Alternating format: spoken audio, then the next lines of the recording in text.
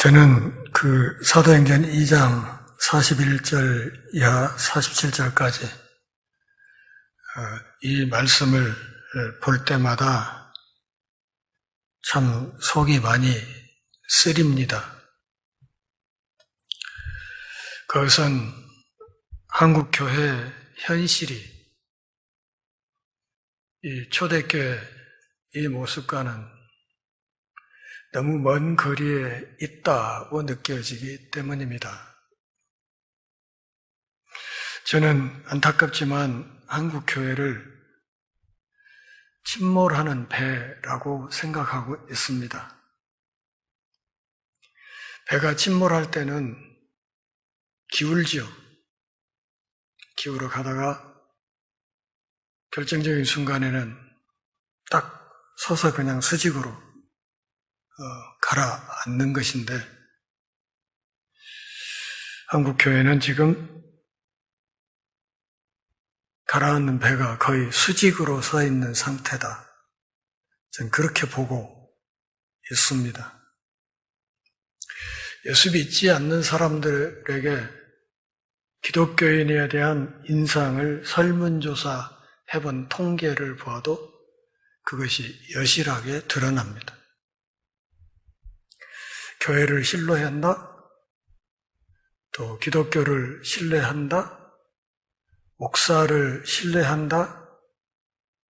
이렇게 긍정적인 답을 하는 사람들이 10% 전후입니다. 이것은 우리의 전도 대상자인 사람들이 우리가 믿는 기독교 신앙에 대해서 더 이상 어떤 매력을 느끼지 못한다는 것입니다. 오늘 본문 47절을 보면 초대교회 성도들이 온 백성에게 칭송을 받았다. 주께서 구원받는 사람을 날마다 더하게 하셨다. 이렇게 누가가 기록하고 있습니다. 교회 안에 구원받는 사람들이 날마다 폭발적으로 늘어나게 된 결정적인 요인을 누가는 초대교회 성도들이 온 백성에게 칭송을 받았다는 데 두고 있습니다. 그러니까 믿지 않는 사람들이 갖고 있는 교회에 대한 평판 혹은 기독교인에 대한 기대치가 결국 전도의 문을 활짝 여느냐 그렇지 못하느냐를 결정짓는다고 누가는 본 것입니다. 한국 교회가 코로나 3년 팬데믹을 거치면서 작년 통계로 250만 명이 빠져나갔다. 그렇게 보고가 됐습니다.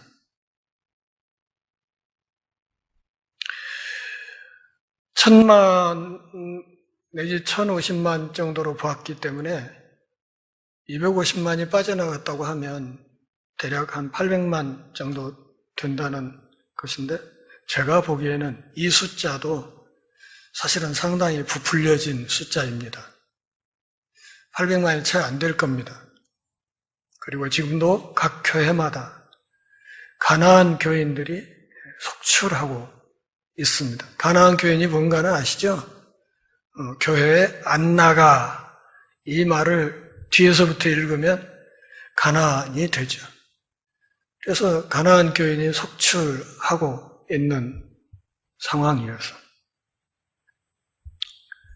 많은 교회들이 교회 학교를 더는 운영하지 못하고 있고, 또 실제로 많은 미자립 교회들이 코로나 3년 기간에 숱하게 문을 닫았습니다. 그리고 이런 추세는 지금도 계속되고 있습니다. 한국교회 교세가 가파르게 기울어가고 있는 이런 상황에서도 우리 교회가 속한 예장 합동교단의 교세 감소 속도가 예장 통합교단보다 2배 정도의 빠른 속도로 감소하고 있습니다. 통합교단은 여성 안수를 허락하고 있지요. 그 2배 속도로 교세가 빨리 감소하는 이유 중에 하나로 저는 교회 내 여성차별 문제가 있다고 보았습니다. 비단 교단의 교세를 위해서 이런 주장을 하는 것이 아니라 우리가 가지고 있는 개혁주의 신앙에 비추어서 그것이 아주 잘못된 것이라는 것을 알고 있기 때문에 그렇게 주장을 하는 것입니다. 지금 우리는 초대교회가 안고 있었던 또 본문에서 보여주고 있는 교회 공동체로서의 아름다운 모습을 조금씩 살펴가고 있는 중입니다. 하나님의 말씀을 배우고 가르치는 교회였다고 했고, 그리고 지지난주부터는 이 교회는 하나님 주신 은혜와 은사를 공유하는 공동체였다. 이 이야기를 지금 해나가고 있는 중입니다. 그리고 이 성도들이 하나님이 주신 은사와 재능을 공유하는 이것을 나타내는 헬라어 코이노니아라는 말이 있다고 말씀드렸습니다. 이 낱말을 그동안에 우리가 살펴보면서 이 낱말이 대략 3가지 개념을 함축하고 있다. 그렇게 정리를 해드렸습니다. 우선은 공동의 것, 이런 뜻이 있고, 그리고 2번째는 무언가에 함께 참여하는 것, 이런 뜻도 있고, 그리고 마지막으로는 나누는 것, 이런 뜻을 한꺼번에 함축하고 있는 낱말이 헬라어 코이노니아라는 말이라 이렇게 설명을 드렸습니다. 그런데 이 헬라어 코이노니아라는 이 말은 이것과 밀접한 관련이 있는 이 낱말이 변이 형태인 코이노니코스라는 말과 깊숙이 연결이 되어 있습니다.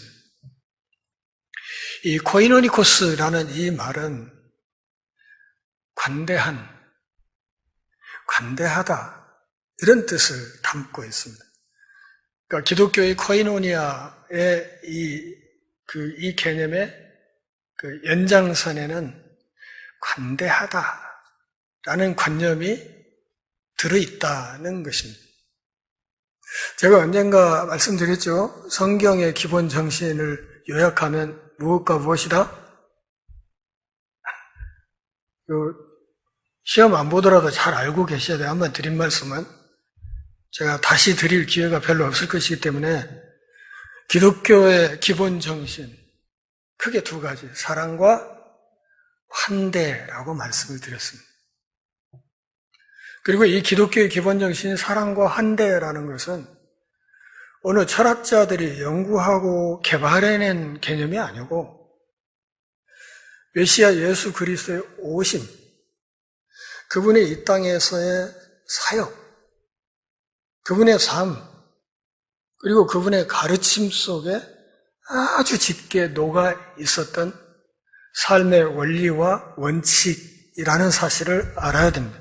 다시 말하면 예수님이 오셔서 이 땅에 사시는 동안 사랑과 환대를 가르치고 본을 보이고 실천하는 삶을 사셨다. 이렇게 봐야 된다 그 말이에요. 예수 그리스도의 십자가 역시도 이 사랑과 환대라는 정신을 압축해 놓은 것이라고 봐야 됩니다.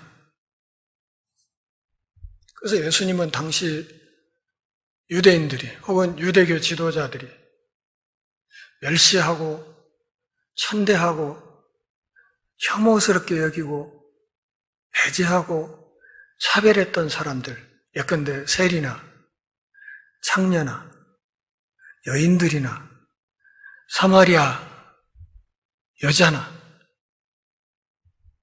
이방인들이나 이런 사람들을 가리지 않고 만나서 복음을 전하고 함께 앉아서 하나님 나라의 거룩한 식탁을 나누었던 사실을 우리가 잘 알고 있습니다.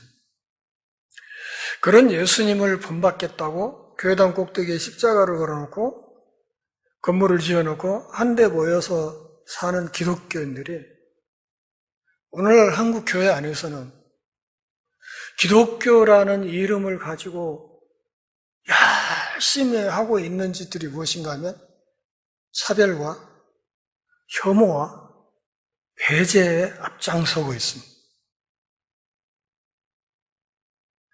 지금 한국 교회 안에는 반동성애 광풍이 일고 있습니다. 제가 이렇게 말하면 동성애를 찬성하는 것으로 오해하지는 마세요. 저는 동성애를 찬성하지 않아요.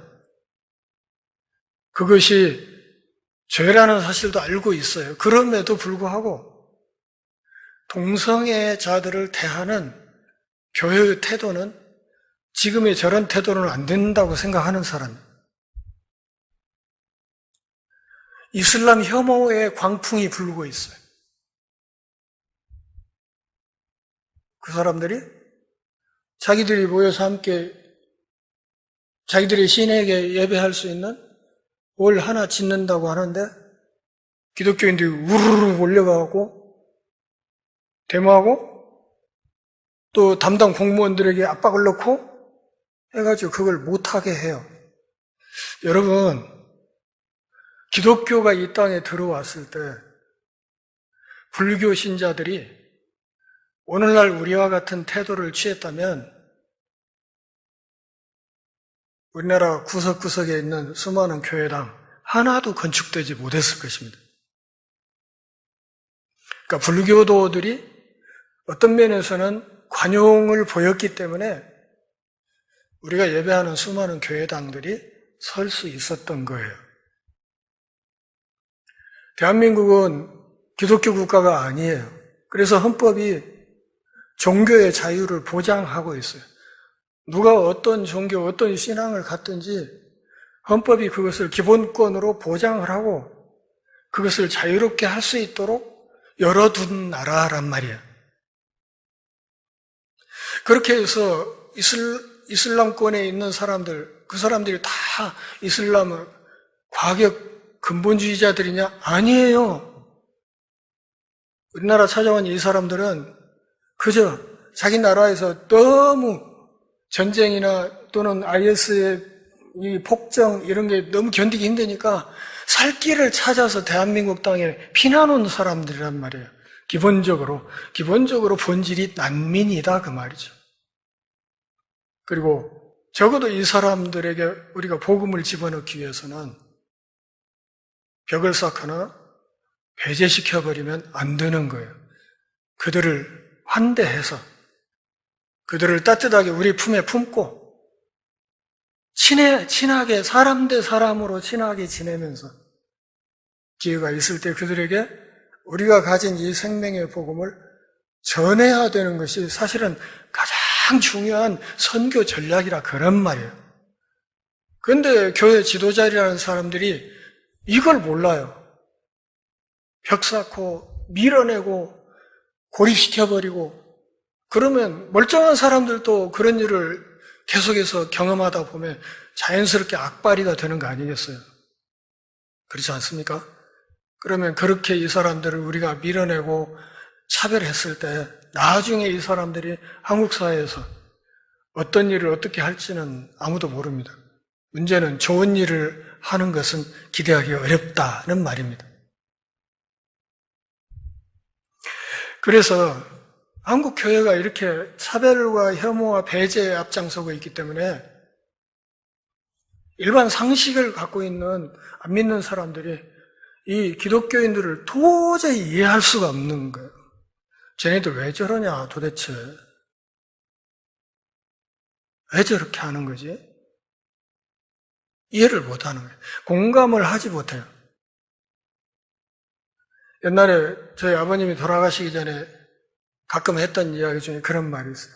씨름 선수가 명절 때 마을에서 씨름 대회가 있어서 해가지고 다 때려 눕히고 우승을 했어요.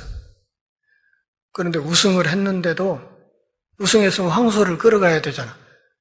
에? 그 상금으로 걸려 있었던 황소를 끌어가야 되는데 그래도 그 선수가 그 씨름판에서 판떡을 얻지 못하면 그 황소 못 끌어간다고. 판떡. 그러니까 씨름하면서 사람들에게 감동을 주지 못하면 우승한 뒤에도 황소 쉽게 못 끌어간다는 얘기예요. 오늘 기독교인들이 잘 새겨드려야 될 중요한 이야기입니다. 저는 늘 생각을 해요. 늘 생각. 예수님이 우리 시대에 오셨다면 그분은 어땠을까? 이걸 늘 생각합니다. 그러면 그분은 동성애자들을 안 만났을까? 전 그렇게 생각이 안 돼요. 찾아가서 만나셨을 거라고 생각이 듭니다. 그리고 어떻게든 그들을 당신 품으로 이끌어서 생명의 길로 이끌려고 애쓰셨을 것이라 저는 그렇게 생각이 돼요. 그리고 그렇게 생각이 든다면 우리 역시 그분이 그랬음직한 그런 방향으로 우리 생각과 행동의 방향을 정하는 것이 신자답다. 저는 그렇게 본다는 것이죠. 지금 관대함에 대해서 이야기를 하다가 약간 옆길로 갔습니다. 이 코이노니코스라는 이 말이 관대하다 혹은 관대한 이런 개념을 갖고 있습니다. 우리가 전도한다는 것은 하나님을 나누어 준다는 뜻이에요. 하나님의 생명을 나누어 준다는 뜻이에요. 하나님의 생명을 전달한다는 뜻이에요. 그래서 이 하나님을 나누는 사람들은 필연적으로 그 기본 자세에 무엇이 있어야 하는가 하면 관대함이 있어야 합니다. 다시 말하면 통이 커야 된다 그런 말이에요. 통이 커야 된다. 오지랖이 넓어야 된다 그런 말이에요. 왜 그래야 되는가? 우리가 믿는 하나님의 품성이 관대하기 때문에 그래요. 하나님이 우리 죄를 얼마나 오래 참았다고 생각하십니까? 얼마나 오래 참으신 것 같아요? 그냥 전라도 말로 징하게 오래 참으셨어요. 정말 오래 참아주셨어요.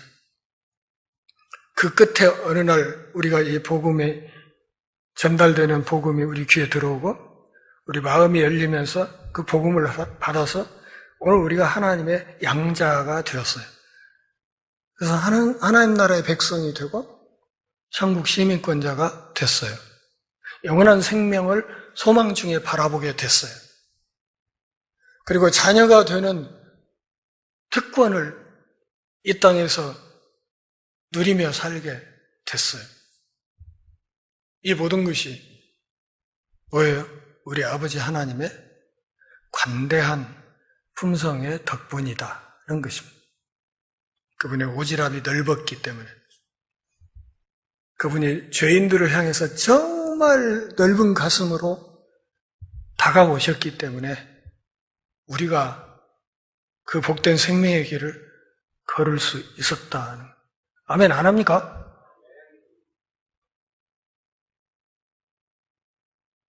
여기에 동의해야 우리가 그분의 자녀답게 통 큰 삶을 살 수 있어요. 관대한 삶을 살 수 있다고요. 서울에서, 대구에서 퀴어 집회가 열린다. 동성애자들의 집회. 저는 이 집회를 기독교인들이 키웠다고 생각하는 사람이에요. 그거 가만 놔둬야 되거든요.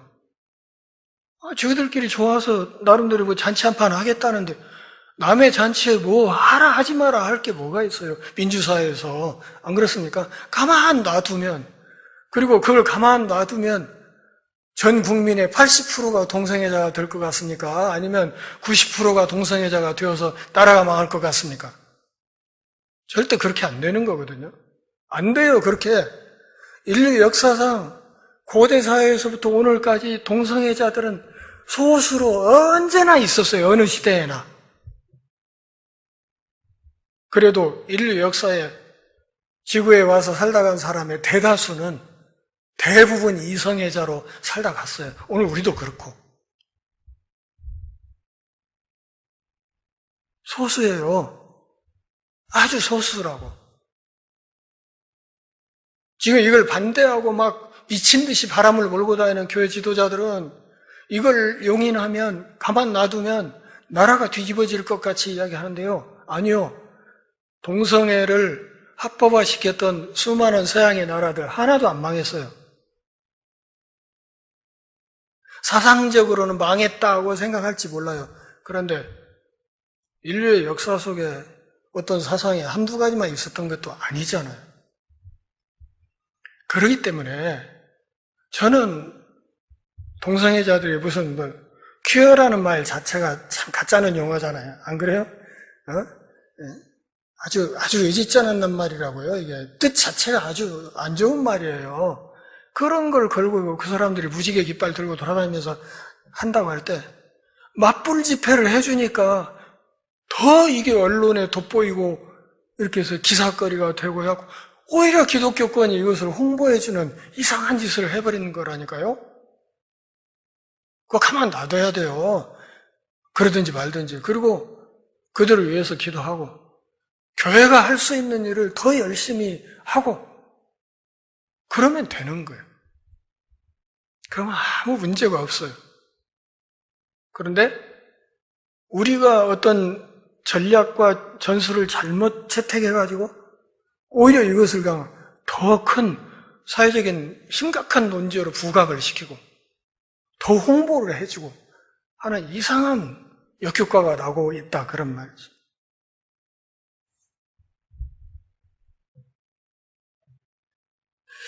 제가 이렇게 보는 이유는 우리가 갖고 있는 기독교 정신과도 맞지 않기 때문에 드리는 말씀이에요. 44절, 45절에 그렇게 얘기를 하고 있죠. 믿는 자가 다 함께 있어. 모든 것을 통용하였다. 삶을 공유했다. 다시 말하면 함께 살았다. 이런 얘기야. 함께 살았다. 물론 그 가운데 재산을 함께 나눈 대목이 명확하게 기록되어 있기는 하지만 단지 각자의 재산만을 함께 이렇게 가지고 이렇게 했다 이렇게 보지는 않습니다. 그것을 포함한 큰 테두리의 삶 전체를 초대 예루살렘 교회 성도들이 공유했다. 다시 말하면 믿음 안에 한 가족이었다. 이렇게 말하는 겁니다. 믿음 안에 한 가족이었다. 여러분, 가족 중에 하나가 어려운 일을 당하면 어때요? 속상하지 않습니까? 가슴 아프고 억울한 일 당하면 화나고 안 그래요? 가족이니까 그렇다면 함께 살았다 하는 이 말이 바로 그런 거예요. 기뻐하는 자하고 함께 기뻐하고 우는 자와 함께 우는 그런 교회였다. 는 말이에요. 탈무드에 있는 이야기 잘 아시죠? 몸뚱이 하나에 머리 두 개인 사람이 생겨났는데 묻습니다. 현자에게 물어요. 이 사람이 한 사람입니까? 두 사람입니까? 그러니까 몸뚱이를 보면 한 사람이고 머리를 보면 두 사람이고 한 사람입니까? 두 사람입니까? 그랬을 때 어떻게 얘기를 했습니까? 한쪽 머리에 뜨거운 물을 부어봐라. 그랬을 때 다른 쪽 머리가 함께 아파하면 한 사람인 거고 그렇지 않다면 두 사람이다. 그렇게 대답했다고 하죠. 사실 우리가 함께 살아간다 할 때 정말 중요한 것은 그런 점에서 공감 능력이라고 말할 수 있습니다. 공감 능력.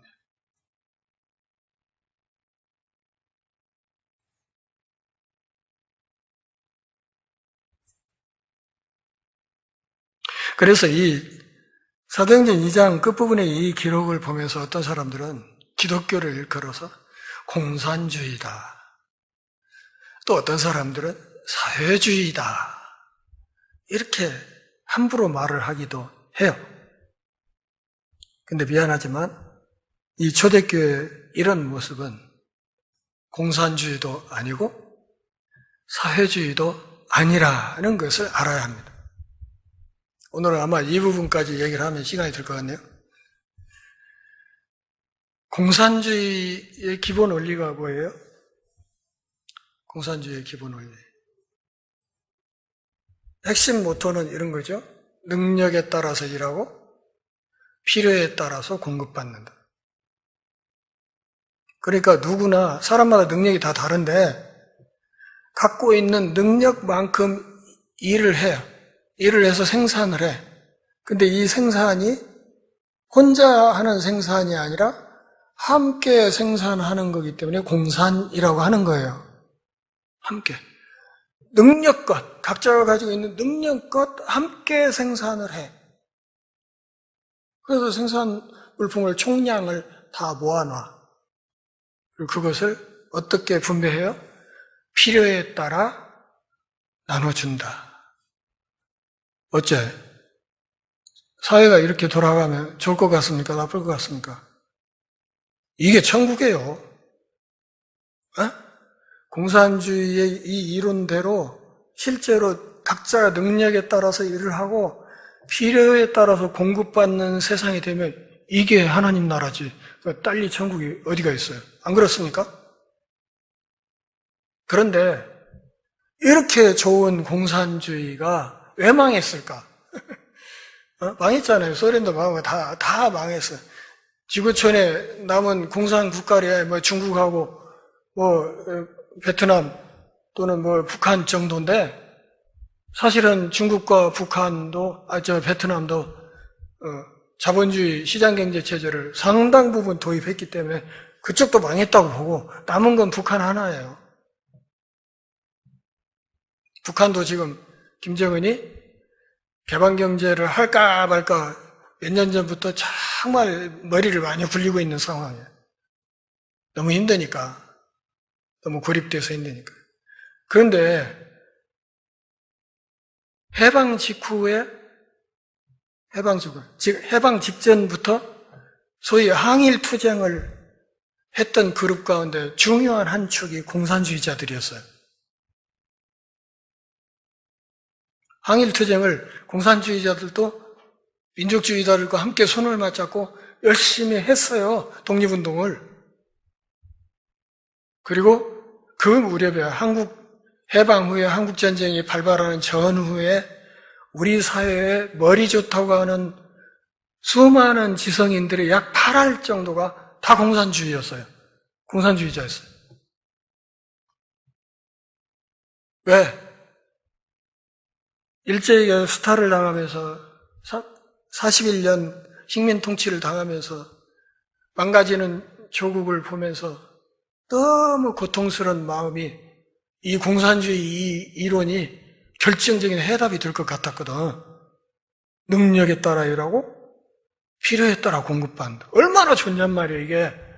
수많은 우리 사회의 지성인들이 이 공산주의로 많이 기울었어요. 많이. 그런데 이 공산주의 이론이 갖고 있는 결정적인 약점이 무엇이었는가 하면 인간의 욕망을 이 상수인 인간의 욕망을 간과했다는 거예요.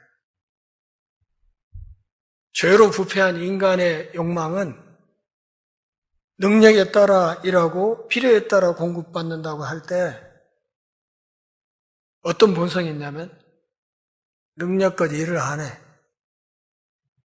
그러고도 공급받는 것은 필요 이상으로 가져가려고 해요.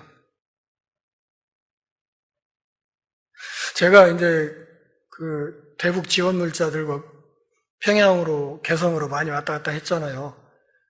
그때 가서 북한 사람들 만나보면 거기 우리를 상대하는 사람들이 다 그쪽 그 노동당 고위 직책자들이 우리하고 상대를 하거든요. 근데 만나서 이야기를 해보면 그렇게 사람들이 순해. 순하고 착해요. 그래서 거기 들어갔다 나왔다 할 때마다 홍정일 목사님이 저한테 늘 했던 얘기가 있어요. 이 목사님 말이요, 이 공산주의 사회에서는 순종형의 사람이 출세하는 거예요. 당에 무조건 순종하는 스타일의 사람들이 출세한다는 거예요. 그리고 우리 대한민국 같은 자본주의 사회에서는 창의적인 사람이 출세하는 거라고. 그렇게 이야기를 했는데 정확하게 짚었다고 생각이 들었어요. 그래서 그런지 그쪽 당직자들 만나서 얘기해보면 정말 착해. 이야기하는 거 보면 그냥 이웃집 친구처럼, 오래 만난 친구처럼 순식간에 그렇게 그냥 친하게 이렇게 마음을 터놓을 수 있는 사람들이라는 것을 느끼죠. 그러다가도 누가 이제 다른 당원 하나가 옆에 오면 바로 위대하신 수령님께서 하고 이제 말투를 딱 바꾸고 이렇게 나온단 말이에요.